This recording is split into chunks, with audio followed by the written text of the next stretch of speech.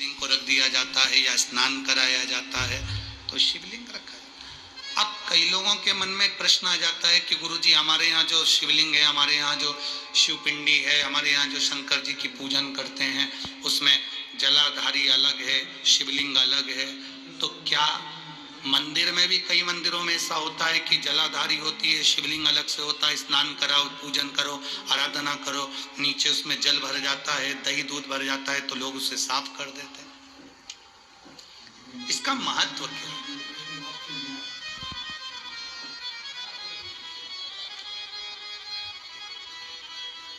पहले तो अच्छे से समझ लो उसको।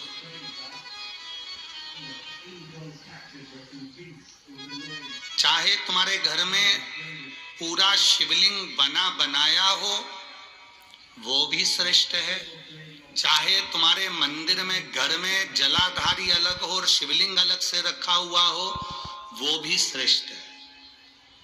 बस अंतर एक है, केवल एक अंतर उसमें भारी है। कौन सा अंतर भारी है? कि जो शिवलिंग फिट है, जो शिवलिंग उसमें लगा हुआ है, उसकी आप आराधना कर रहे हैं, उसमें आप जल चढ़ा रहे हैं, भक्ति कर रहे हैं, आराधना कर रहे हैं, उसका भी फल पूरा मिलेगा। जो शिवलिंग अलग से है, उस जलाधारी पर रखा हुआ है, उसकी आराधना कर रहे हैं, उसका भी फल पूरा मिलेगा। पर अंतर इतना आता है कि जैसे जो फिट शिवलिंग है जलाधारी के साथ रखा हुआ, उस पर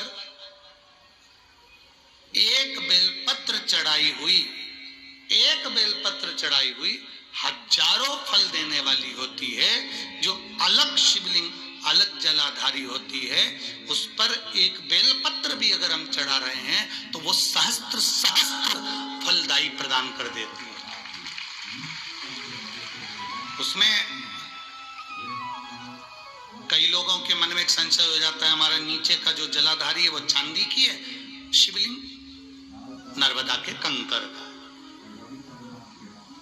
कई बार किसी के मन में आ जाता है कि हमारे यहाँ जलाधारी अलग है पीतल की, शिवलिंग हमारे यहाँ कांच का है, स्फटिक का है, पारद का है या पाषाण का है, तो क्या फल देगा कि नहीं देगा?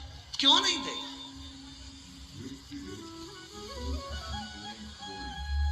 अब आपसे पूछते हैं, गंगा जी के जल को गंगाली जानते हैं आप लोग? सब गंगा भर के लाते हैं ना, पेक रहती है, उसमें सील लगी रहती है, क्या बोलते हैं इसको यहाँ पर?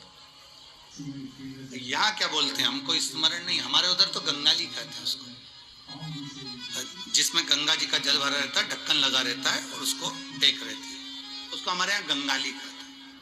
तो गंगा जी के जल को चाहे तुम गंगाली में रख लो और गंगा जी के जल को चाहे तुम पानी के लोटे में रख लो, जल बदलेगा क्या? क्या कहलाएगा वो? गंगा का जल ही कहलाएगा। उसी तरह शिवलिंग चाहे फिट वाला हो चाहे वैसे ही आप आराधना करने वाले हो, उसका फल समाप्त नहीं होता, वो फल देता ही है। आप कितना सुंदर वर्णन करा